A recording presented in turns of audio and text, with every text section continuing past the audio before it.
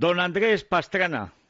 Don Federico, muy buenas tardes. ¿Cómo está todo por allá? Pues por acá muy complicado, con los jefes del Partido Socialista a punto de cargarse a su candidato, pero por suerte esto es incruento. ¿Cierto? Es increíble, es que esto de España nos tiene que... Bueno, si por allá llueve, por aquí no escampa, como decimos, ¿no? Exactamente. Ayer precisamente un amigo que llegó de España me mostró tu programa con Vieito antes de ayer. Sí. Muchas gracias por todos esos homenajes ahí que nos hicieron. Bueno, debo decir que la figura de Andrés Pastrana Arango, que es una figura histórica que compete a la política, también al periodismo, porque cuando el hijo de Misael Pastrana, que es uno de los grandes líderes, presidente de Colombia, uno de los líderes históricos del Partido Conservador, cuando se dedicó al periodismo y era figura del periodismo, fue secuestrado por el cártel de Pablo Escobar, aunque haciéndose pasar por la guerrilla del M-19, si no estoy mal informado, ¿es así? Es así, efectivamente, es Pablo Escobar y además, Federico, con posiblemente el sicario Popeye, que es más famoso hoy en día en el mundo, que es el señor Popeye, quien estuvo preso hasta hace un año. Hoy ya se encuentra deambulando por las calles de Medellín, ¿no? Bueno, es tremendo. En Colombia hablan también español, que hasta los sicarios tienen un talento oratorio asombroso. Yo vi recientemente un programa, Los años de Pablo Escobar, en el que participa usted junto con el expresidente Gaviria y algunos de los militares, el señor Pardo, el que era ministro de Defensa cuando por fin cazaron a Escobar, el coronel, creo que recordar que es Óscar Manzano, puede ser, que uno de los coroneles de inteligencia de la época de Uribe. Y la verdad es que en la clase política colombiana, en la que usted ha nacido, de la que ha formado parte y bueno, y a la que pertenece, digamos, en cuerpo y alma, ha tenido con el narcotráfico y con la guerrilla unas relaciones tremendas que en ese programa algunos de los periodistas del Espectador, el diario del heroico y asesinado Guillermo Cano, pues hablan de cómo un Estado es, digamos, incompetente, incompleto, un Estado pequeño, no es capaz de luchar contra un enemigo tan grande como el narcotráfico y periódicamente intenta pelear, bien mediante el pacto, mediante lo que llamaba Jimena Díaz, pues ejércitos privados, el paramilitarismo. En su caso, realmente es extraordinario porque sobrevive milagrosamente a un secuestro, lo canjean por un policía cuando lo habían matado a su compañero de secuestro, y cuando va a ser candidato a la presidencia, resulta que acaban de matar a Pablo Escobar, el cártel de Cali es el amo, y el pueblo agradecido pues le permite nada menos que elegir a Daniel Samper, que como usted ha demostrado, fue elegido con un donativo probado de al menos 15 millones de dólares del cártel de Cali. Como dice usted, se robaron la presidencia porque ya lo tenían todo. O compraron la presidencia, no Daniel, porque es un colega periodista suyo, Federico, es Ernesto Samper. Perdón, Ernesto, Daniel, sí. Es que lo conocí escritor, precisamente claro, en Cambio 16. Sí, perdón, claro, se me ha escapado porque fuimos casi compañeros de mesa. El periodismo hace también extrañas compañías, pero brillante también. Creo que menos malo que el hermano. Pero más que yo lo que diría ahí, Federico, es que compraron la presidencia de Colombia. Sí. Que fue lo que nunca nosotros creímos o nos imaginamos, y por eso hablo yo un poco de este acuerdo de paz, cómo y de qué forma ya en Colombia tenemos una experiencia que fue funesta, que es el acuerdo precisamente que usted hace mención entre Pablo Escobar y César Gaviria. Claro, hay una cuestión que cuando yo leí su entrevista, que creo que tuvo, aparte del eco que naturalmente en nuestra radio le dimos, tuvo un eco porque lo que decía era verdad y porque había un movimiento de presión para que fuera el rey de España a amparar esa firma de ese siniestro acuerdo entre Santos y Timochenko, el criminal jefe actual de las FARC. A mí me sorprendió porque precisamente usted, al llegar a la presidencia, cuando a la siguiente legislatura ganó holgadísimamente, además, la candidatura a Horacio Serpa, que había sido, creo que, ministro de Justicia o así con Samper. del interior, Sí, pues casi peor sí, todavía con esos bigotes. Bueno, sí. usted ganó con más del 50% de los votos e hizo dos cosas, no sé si simultáneas o sucesivas. Lo primero, abrir un proceso de diálogo con las FARC de entonces, de Marulanda, de Tiro Fijo, el pacto de Caguán, y al mismo tiempo, o poco después, organizar lo que Álvaro Uribe ha dicho en esta misma radio recientemente, que fue el primer intento serio de acabar militar con la guerrilla, que fue el Plan Colombia.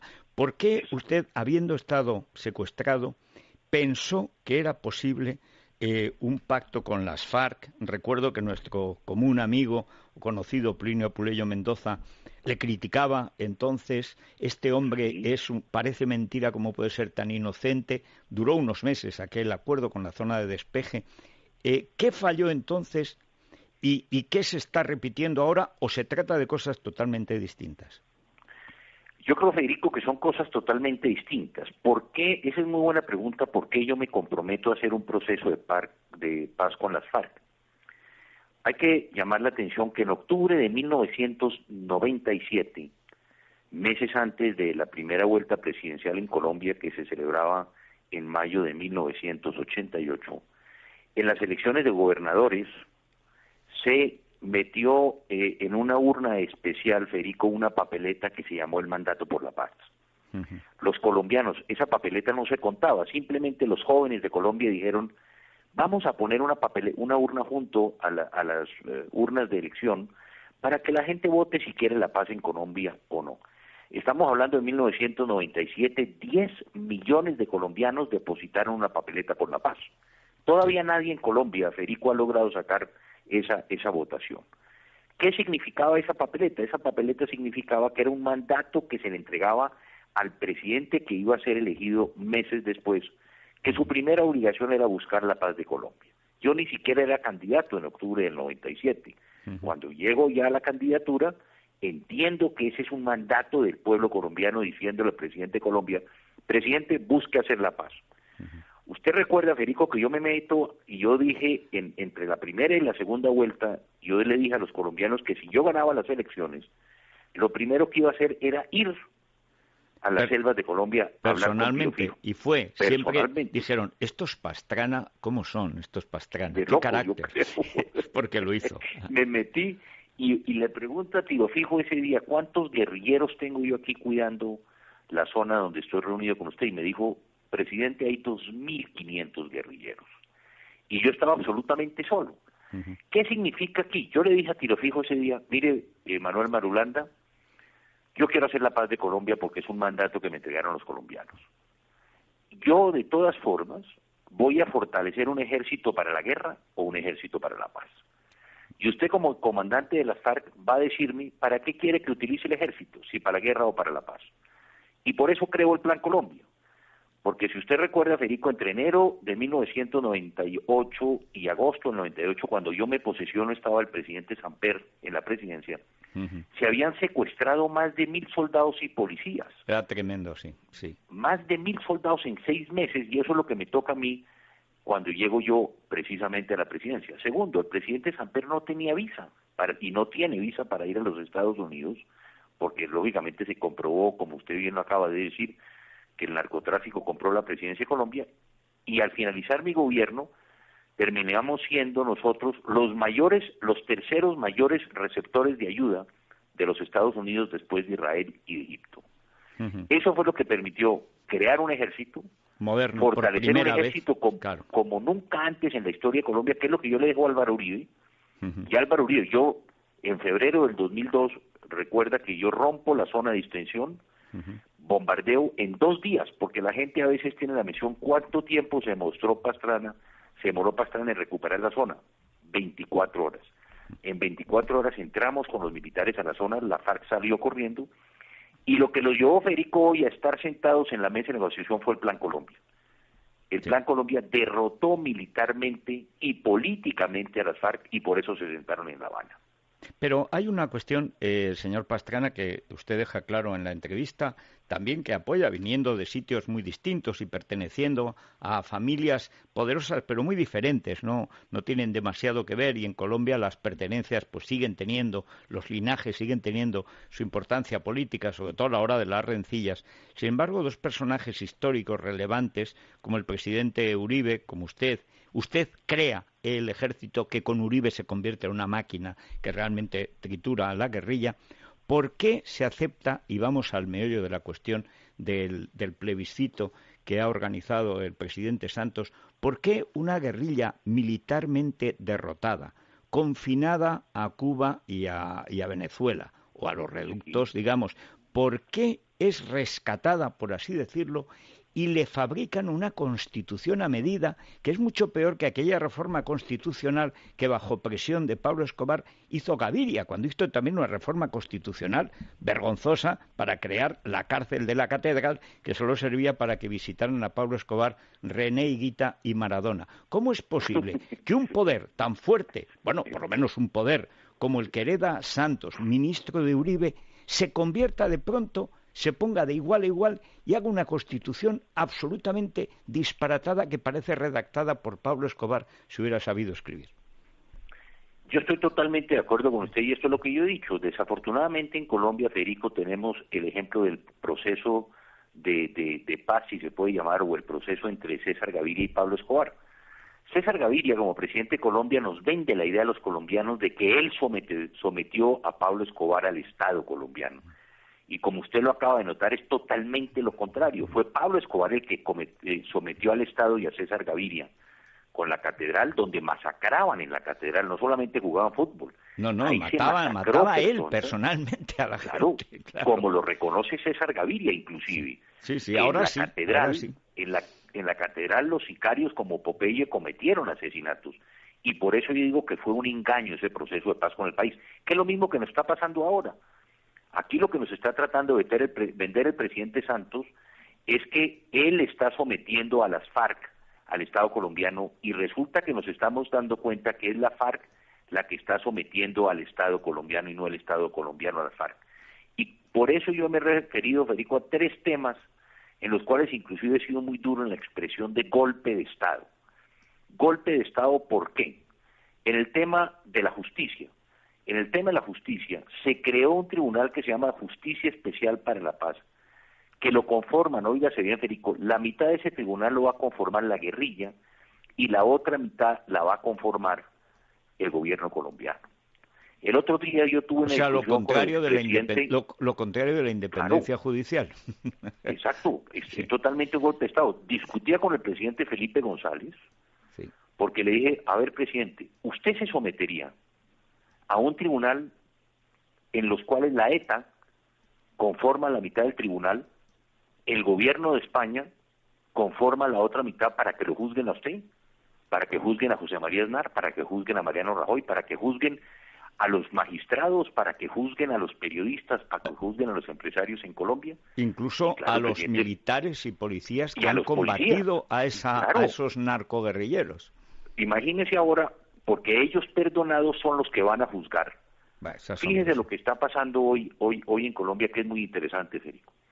El fiscal general de la Nación hoy dijo que la FARC tiene que entregar todos sus recursos. Yo puse inclusive un tuit de extorsión, de secuestro y de narcotráfico antes del lunes, porque a partir del lunes esos recursos que tiene hoy la FARC, que es el cartel de la droga más rico del mundo, se convierten en lavado de activos. ¿Y cuál es la respuesta de la FARC al fiscal? Es que usted estuvo asesorando paramilitares, usted estuvo asesorando empresas paramilitares, y usted que es periodista y yo también, le hacen esta pregunta a un abogado español que está allá, el señor Enrique Santiago, y dice que por qué él va a tener que hablar de los recursos de la FARC, que ellos hablan de la paz, que él no habla de los recursos de la FARC, y le cuelga el teléfono a los periodistas, que le dice que él no está para hablar de estos temas. ¿Cómo así que no?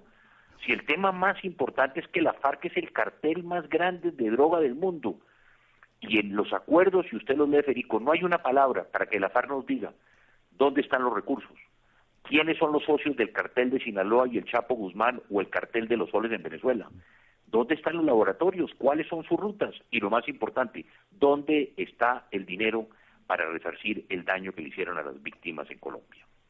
Y la gran cuestión, don Andrés, siendo esto tan evidente, Felipe González, que no es ningún tonto, de hecho, se acaba de cargar prácticamente al candidato, al secretario general de su propio partido, porque sigue siendo la gran referencia al Partido Socialista, teniendo una actitud, como está teniendo, muy respetable, por no decir casi ejemplar, en Venezuela, a diferencia del gobierno español de Rodríguez Zapatero, incluso de algunos ministros de Rajoy, defendiendo las libertades, defendiendo a Leopoldo López. ¿Cómo es posible, a pesar de los negocios inmensos de Prisa, que es la pata mala que tenemos en Colombia los españoles, cómo es posible que Felipe González pueda estar asistiendo a esa farsa siniestra? Porque es siniestro. De ahí solo puede salir, como salió del pacto de Gaviria con Escobar, una guerra mucho más grande entre cárteles y paramilitares. Dos o tres temas que yo creo que son importantes.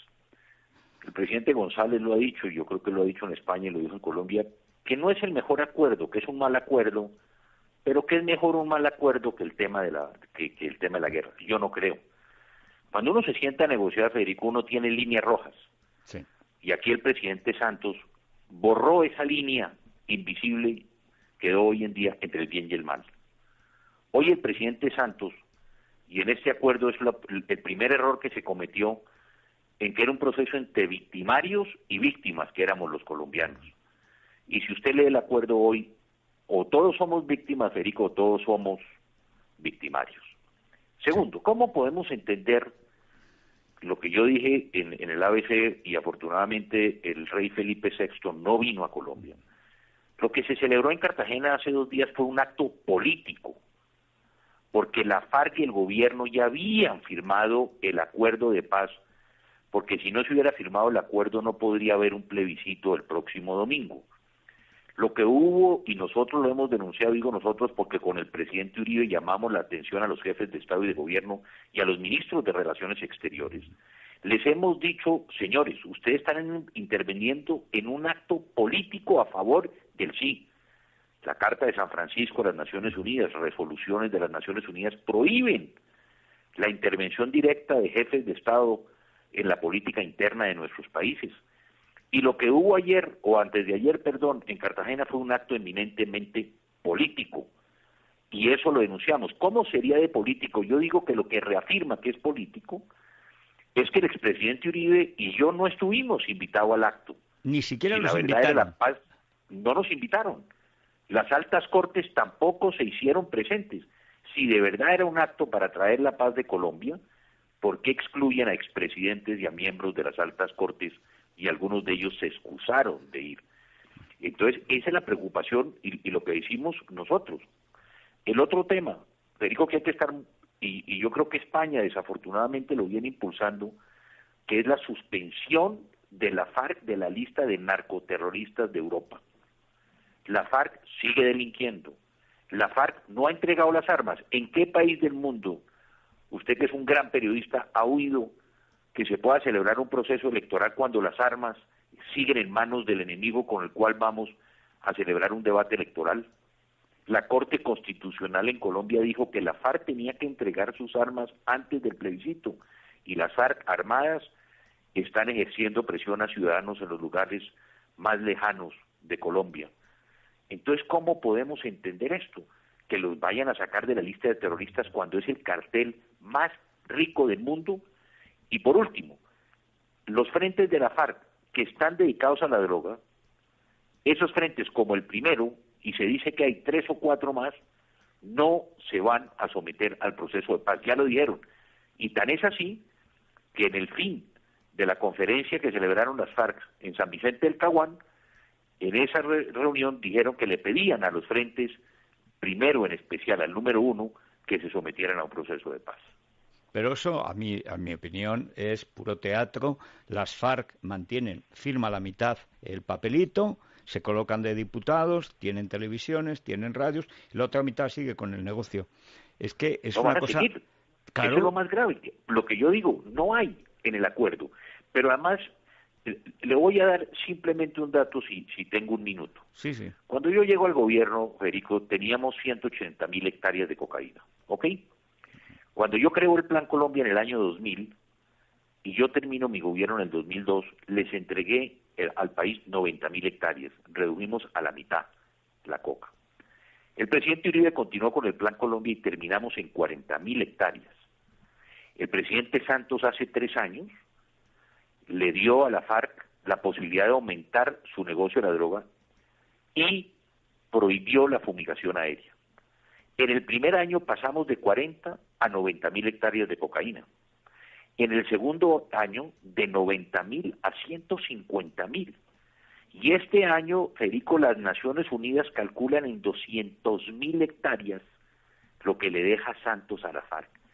Es decir, en 3 años del gobierno del presidente Santos, en que le entrega a la FARC la fumigación, quintuplicaron el negocio, porque tienen 200.000 hectáreas que producen coca, aumentaron por 5, multiplicaron por 5 su producción y aumentaron, óigase bien, sus ingresos en un 60% por la devaluación que ha vivido el peso frente al dólar en los últimos años. Pues yo creo que ahí y por último, Perdón, el acuerdo, solo una cosa en el acuerdo, que yo digo que casi se podría decir que es la legalización de la cocaína en Colombia, o de la droga heroína también, porque son las plantaciones de amapola. En el acuerdo, si usted lo lee, ya no se habla de los cultivos ilícitos. Óigase bien, porque la FARC es especialista en manejar la lengua castellana. Se habla del uso ilícito de los cultivos. Entonces, ¿qué significa esto? Que el campesino podrá sembrar coca siempre y cuando no sea utilizada ilícitamente, que como todos sabemos va a ser utilizada. Y dijo que estas son las formas de manejar la FARC, Federico, y usted, por favor, corríjame. Nosotros le hemos pedido a la FARC que pida perdón. ¿Cómo puede ser que hace 2 días en Cartagena el señor Timochenko ofrece perdón? Sí, además lo dijo como si hiciera el favor. Sí, sí. Exacto, en la lengua castellana, sí. Nunca en la literatura que uno ha leído, la gente ofrece, sino pide perdón por los actos que pudieron haber cometido. ¿Cómo así, señor Timochenko? Ustedes cometieron más de 250.000 homicidios en Colombia y es lo que yo digo, uno ofrece clemencia o pide clemencia, son 2 cosas totalmente distintas. Sí. Pero el señor Timochenko no pidió perdón, Federico, hace 2 días. Trató de jugar con la lengua castellana diciendo que ofrecía. No. Aquí usted tiene que pedir perdón por los daños causados a los colombianos. Hay una última cuestión, porque volveremos, por desgracia, sobre esto. Esto es un camino de perdición, un camino que solo traerá más violencia, desprestigio de las instituciones, una generación perdida, en fin, todo lo que pasó con Gaviria, pero corregido y aumentado. Sí. Estos días hemos vivido una verdadera campaña, yo creo que lo he visto alguna vez en el palco del Real Madrid, contra James, sí, contra el futbolista del Real Madrid, porque se ha negado a apoyar ese pacto.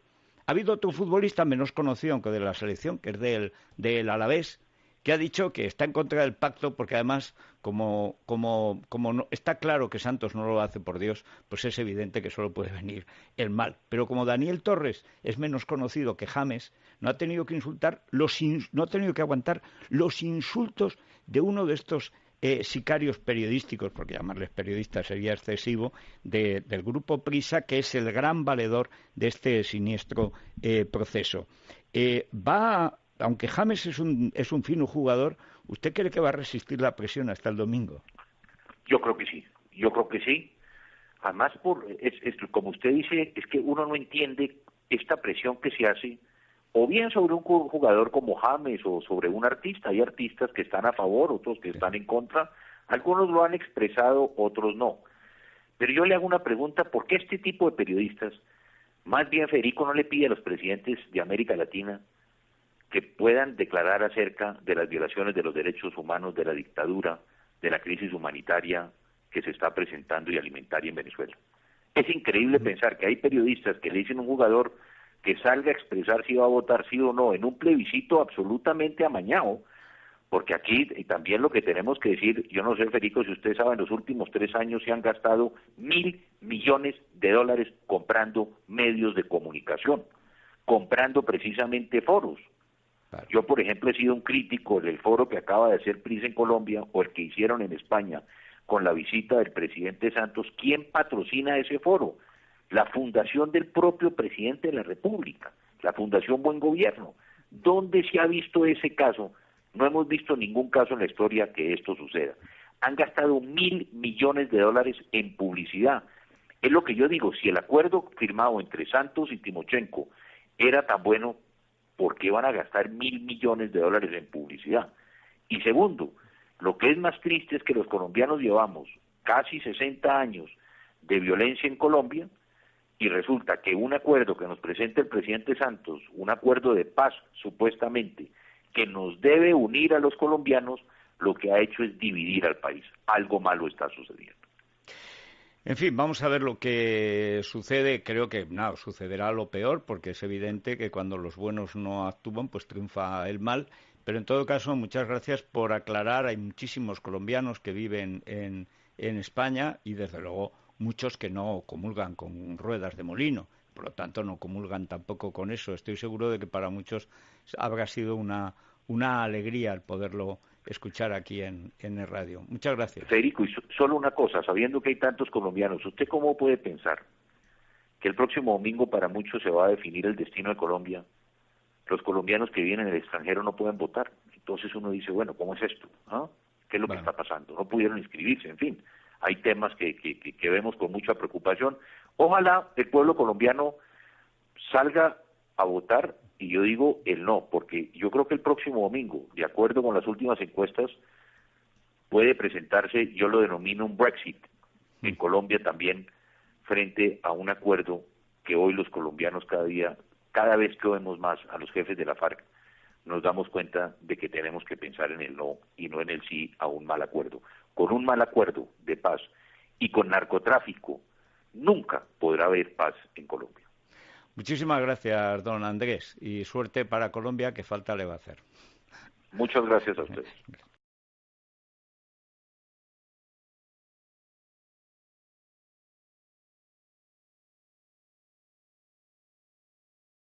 Hablan tan bien español que hasta los sicarios tienen un talento oratorio asombroso.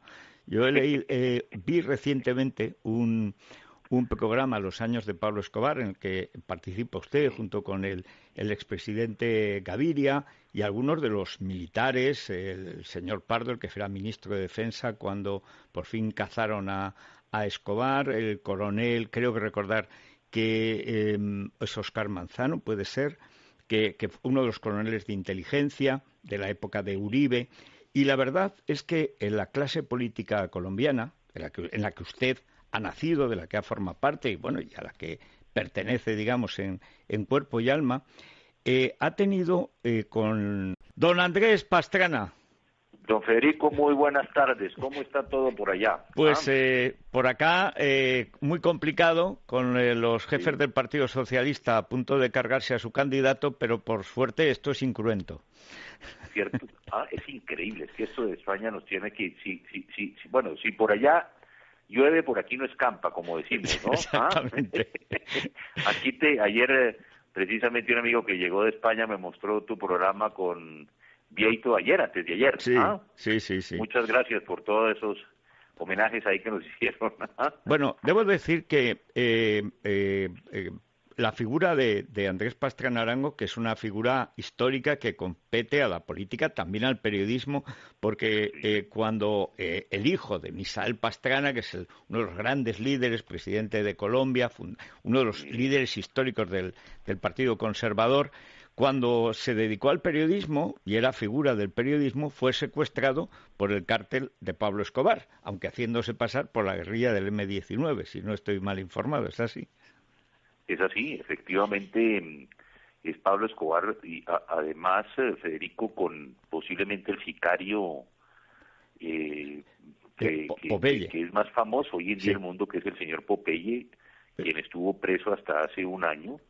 Hoy ya se encuentra deambulando por las calles de Medellín, ¿no? Bueno, es tremendo en Colombia, y cuando va a ser candidato a la presidencia, resulta que acaban de matar a Pablo Escobar, el cártel de Cali es el amo, y el pueblo agradecido pues le permite nada menos que elegir a Daniel Samper, que como usted ha demostrado, fue elegido con un donativo probado de al menos 15 millones de dólares del cártel de Cali. Como dice usted, se robaron la presidencia porque ya lo tenían todo. O compraron la presidencia, no Daniel, porque es un colega periodista suyo, Federico, es Ernesto Samper. Perdón, Ernesto. Daniel sí. Es que lo conocí precisamente claro, en Cambio 16. Sí, perdón. Claro, se me ha escapado porque fuimos casi compañeros de mesa.